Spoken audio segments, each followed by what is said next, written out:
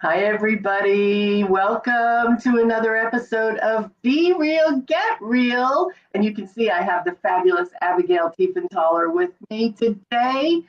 And I am so excited that you are here because we're going to learn all about what a remarkable life through unremarkable moments. But I guarantee you, when you hear these moments, you will not think they are unremarkable.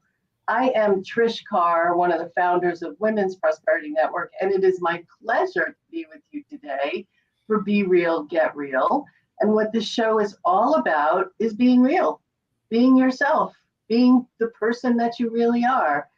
And really, for me, what this show is all about is when we do business with business, we're really doing business with people. And it's the people that make up the business that make us want to know, like, and trust that business. You know, even at my local grocery store, I've lived in my house now for 19 years now. 19 years I've been in my house. And the mass grocery store that I go to, you know, you go to Kroger and you go to Ralph's and I go to Publix. And those cashiers and those bag people are the same bag people that I've been seeing for the last 19 years. And that is actually the reason I keep going back, is because I really like the people. So here on Be Real, Get Real, it's about getting to know the people and the amazing women at Women's Prosperity Network. So let me invite you to get something to drink. For me, I got my glass of water. For you, depending on when you're enjoying this broadcast, you might be having your glass of adult beverage or a cup of coffee, whatever it is. Just settle in for about 15, 20 minutes. And let me introduce you to the incredible Abigail Tiefenthaler. And I have been blessed to know you, Abigail, for like 10 years now. I'm trying to remember if we met in 2008 or 2010, but it's been a minute. Yeah, it's way more than 10 years, way Yeah. more. Well, let me tell you about Abigail. For over 3 decades, her focus has been helping companies launch and leverage their brand to become more visible and more profitable by impacting the relationships they have with customers, stakeholders, employees, and communities. She has a keen ability to initiate, foster, and build C-suite level relationships where they might not have been able to exist previously. She successfully leverages her negotiation skills. She has deep experience in brand and strategy management, advertising, and loyalty marketing. Abigail worked on Madison Avenue. I'm reading from her bio now, but let me tell you who this woman is because she's being so humble in her bio. She is a master strategist. She is someone who can see the landscape of marketing and be the one who is cutting edge. She's not afraid to jump in, and she's also not afraid to be patient and develop relationships that sometimes take a while, but result in amazing business for her company. So I'm so happy to have you with me, Abigail. Thank you so much. And thank you for everything you do for this community as a contributor, as somebody who really just enjoys sharing your knowledge, and for being a partner with Women's Prosperity Network for all of these years. Welcome, Abigail. Thank you. Thank you. I mean, I love this community. Me too. Me too. Me too. And you're also a leader in the e-women community as well, yes? I just took over the Knoxville chapter managing director position because it was inactive, and I think it's time to bring it to Tennessee again. Yes. So Yes, absolutely. And people say, why do you even mention e-women? Isn't that your competition? We don't believe in competition. No, you guys, when I was running Successful Women's Mastermind Alliance down in Florida, we came to your meetings, you came to our meetings, we enriched each other because there is no competition. There is more than enough business for us all.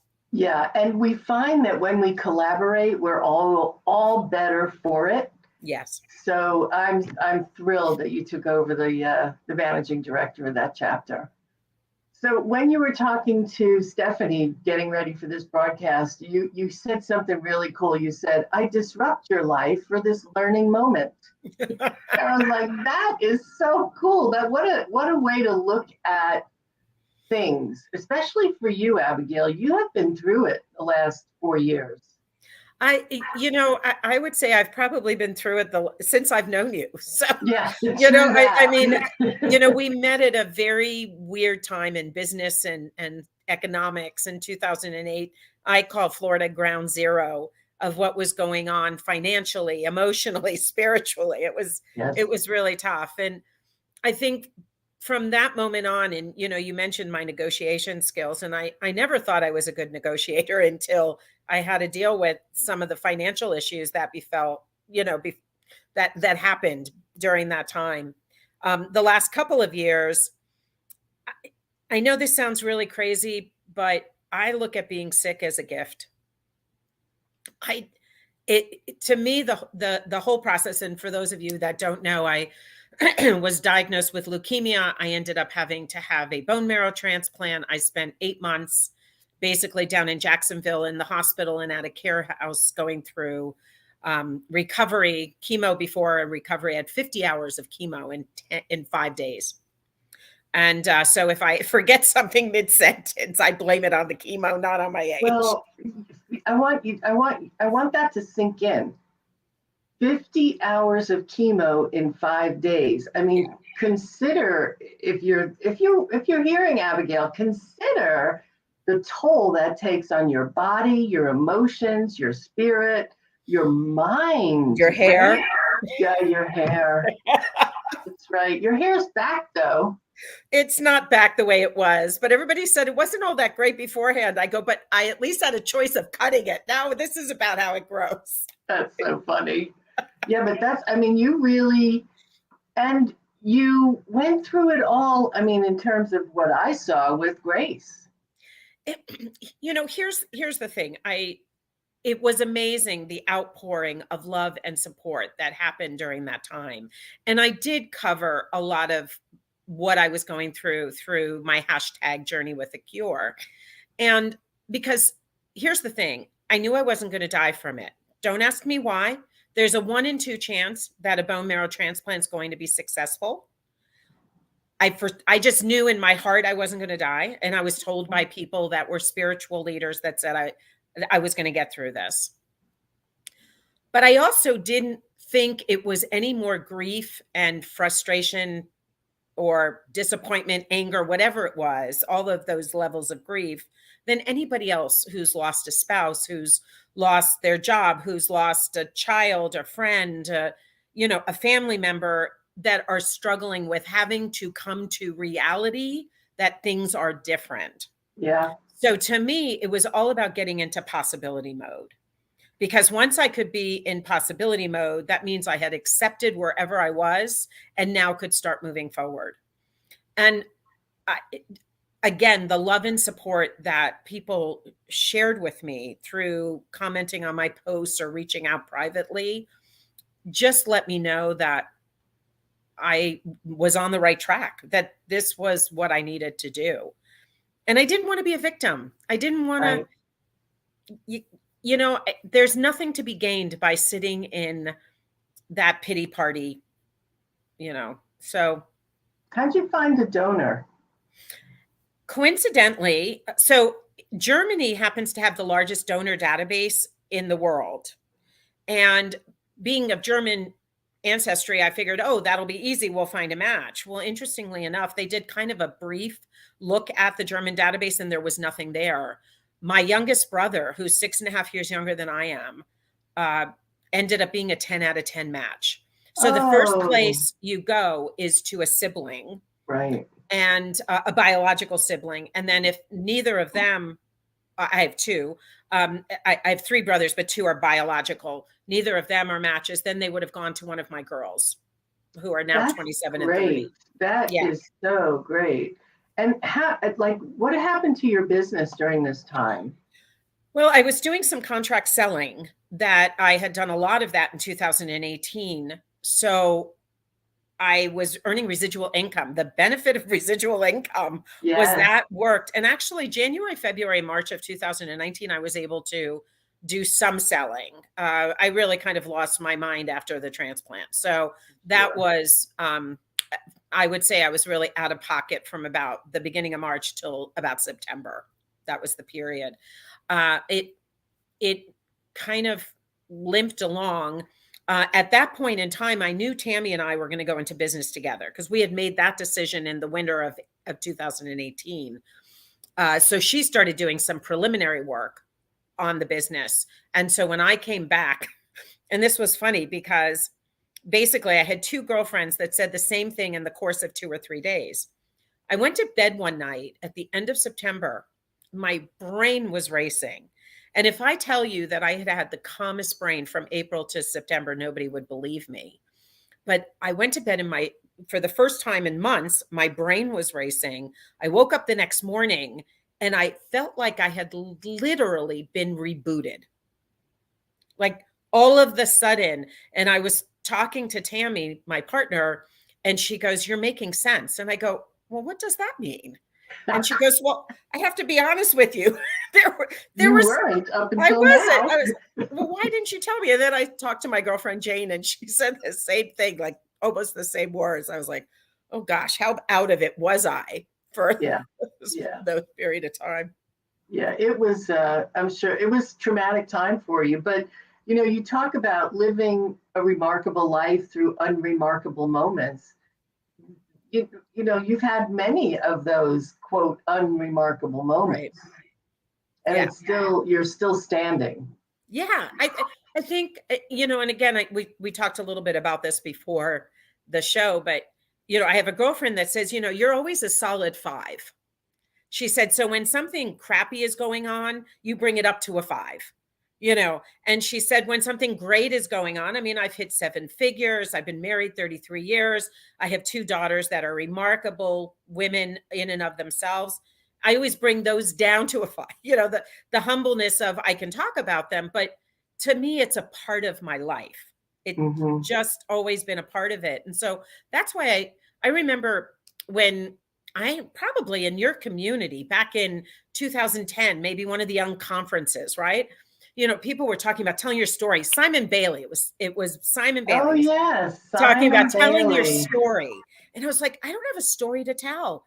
I've never been divorced. My parents died married to each other. Like I have dysfunctional brothers, but doesn't everybody? Like I've hit $1 million, hasn't everybody? I've done this, hasn't everybody? Like I never No, felt that it was all that special. So no. And let me tell you what, we are so not great at seeing what is so special about us. And yeah, that's, I get that, you're always a solid 5. You keep it even keel. You make sure that there's not too many highs or many lows. And I remember Maya Angelou talking about that. oh yeah, She said something about when people say things about you that would swell your head. She said, I just take that and say thank you, but I don't really let it in because if I let that in, I have to let in the negative and the people who are saying that I'm not great. So I just take it like you as a 5, and I just leave it. Thank you very much for thinking that way. And right. the other side of it, oh, is I'm so sorry you feel that way, right? And so I think that there's something to be said for trying to stay on an even keel. And that being said, we all have remarkability in us. All Yes, of us go through yes, remarkable things, yet we want to keep it low key so that it doesn't tilt us, move us, do all the things that it can do. And you going through what you went through, and I mean, this was a journey. And then the other thing was you physically moved a few times. Like, what was that about? You were after you got out of the Jacksonville hospital. Where did you go after that? well, I was living in South Carolina when I was diagnosed, and I went Right. back to South Carolina. And then I went to visit my girlfriend Jane up at her lake house, and she said, Abigail, come to the lake house. She had been inviting me for years. It's up in Kentucky. She goes, it's going to change your life. And I go, yeah. You know, yeah. Right. And so I went up there and it changed my life. I was driving through mountains and, you know, just feeling those kind of fun roads, you know, from the Pennsylvania and I said, my husband would love this. And so we came out to Tennessee to visit some friends after my father passed. And we were driving through and he goes, I do like this. And I go, I knew you would like it, you know? And so that's how we ended up in Greenville, Tennessee, of all places. Of all places. So there you were in flat South Florida. How long were you in South Florida? 17 years. 17 years. And then you have to drive on winding roads. Wasn't it fun? Oh, it is. You know, we used to call them thank you, ma'ams. Do you remember that expression when you would like kind of go up a hill and then down? And, you know, it's like your stomach was always going up and down. Yeah. It was like a little, you know, little ride. Right? I loved it too. I lived in Florida for a long time, and then I moved to Atlanta, and it was like so much fun. But all the Floridians would come and visit and sit in the passenger seat and go, whoa, whoa. It's like, we're driving normal, but they're freaking out. We love it. It's like having a little sports car. And, you know, I look out my front door and I'm at the foot of the Smokies. Nice. I look out my back door and I see cows that are standing in line waiting to go be fed by the farmer that owns the cows. Thank goodness. Nice. I don't know them. And, you know, this is, I think the sickness, I think what I went through was an opportunity to say what's really important. Mm. I think my bankruptcy and foreclosure that I went through in 2014-15, after trying desperately, negotiating $57,000 in debt over 9 months with 26 different vendors, you know, feeling like the scum of the queen of the bottom feeders, right? It was designed to help me when I always say the beautiful thing about losing everything is you get to choose what you add back. And having that opportunity and then getting sick, I just, if life isn't good, whose fault is that? I don't care if it's looking out a window at a cow, or if it's going away on a trip, or if it's making $1 million, or if it's, you know, to me, I'd rather do this all day long, have a conversation with somebody who I care about. Yeah. And, you know, so yeah, it's a good priority setter. Yes. Yeah. I mean, it's up to you. Just look, for me, I look out the window and I'm looking out the window now and I see these beautiful flowers, and that's all I need to lift me back up. Yeah. I mean, there's so much beauty in the simple things. And we, you know, one of the things we've always said is, you know, we want to simplify things, right? The name of our first company was Launches Made Simple. Like we've always talked about the simplification process of building a business, having a life, being happy. And we all overcomplicate it. I mean, I'm guilty of it from time to time as well, you know, so what's it like now having a full-time partner? Because it's been a few years now. What's changed with a partner? Yeah. I mean, we were actually chatting about it this morning. She is my south to my north, or my north to my south, because all of the things that I was never able to provide, which is all the logistics and the tech in the programs or the services we deliver, that's what she does. And that's where she geeks out. I geek out on strategy. She geeks out on delivery and implementation. Perfect. Yeah, we truly are yin and yang, and it's wonderful. Perfect. Well, I put the website up, savvysalesstrategy.com.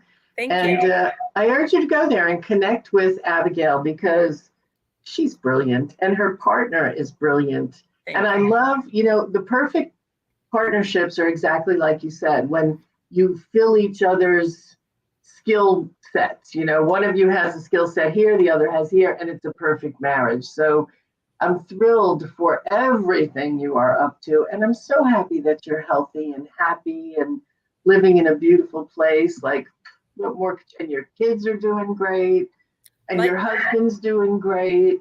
Yeah, we're trying to get him retired from nursing, but other than that, he's just it's been tough, him being a travel nurse. It's So a hard where is job he? these days. How far away? How much does he like? Is he gone for long periods of time? He was in Jersey for 13 weeks back in That's a long September, time. October, November, and now he's just a couple of hours away in South Carolina. So he's coming home, but they're what's nice is they're block scheduling him, so he works Monday, Tuesday, Wednesday, and then he's home Thursday, Friday, Saturday, Sunday. That's great. Yeah. That's So we have, great. and we have the choice. I mean, I have 2 cats. If I didn't have those cats, I might be doing more traveling with him, and we would maybe go to Montana or places we haven't been to, but that's not happened yet. So Yeah, I love my cats, but they do. How about somebody can take care of them for you? yeah, but for 13 weeks, Not for we're weeks, away though. for 2 or 3 days, and they're clinging to us like, Yeah, we've been gone a month. So I know what you mean. All right. yeah. Well, I appreciate you being here. I hope that you have enjoyed this as well. Those of you who are watching, those of you who are participating, thank you for your comments. I'd love to hear how you stay resilient. So if you are watching on any of the platforms that we have this beautiful video, give me a comment. How do you stay resilient when stuff happens? Because stuff happens. Yes. What would you, Abigail, what would you say, like, if there's one thing you could share with someone who might be going through one of those unremarkable moments? How do you stay sane? How do you get through? What's one thing you can do? I know this isn't for everybody, but I'm going to say my faith. Mhm. I'm going to say the trust that this isn't happening to me, it's happening through me. And there's a lesson in here somewhere. It's the story of the horses, right? We know the story of the horses, right? There, with all this crap, there's got to be a pony in here Pony somewhere. in here somewhere. Right? I mean, that's kind of how I've approached every strategic challenge I've had to endure. Well, and that's, it's all in how you choose it. It's what you said that earlier. It's all in your choice. So I hope every one of you who are with us today or watching on the replay are choosing it for you. Yes. Whatever that joy is, whether it's looking out the window at the beautiful flowers or putting on your favorite music and dancing around your house or your office, or just picking up the phone and calling someone you love or someone you know who could use a smile.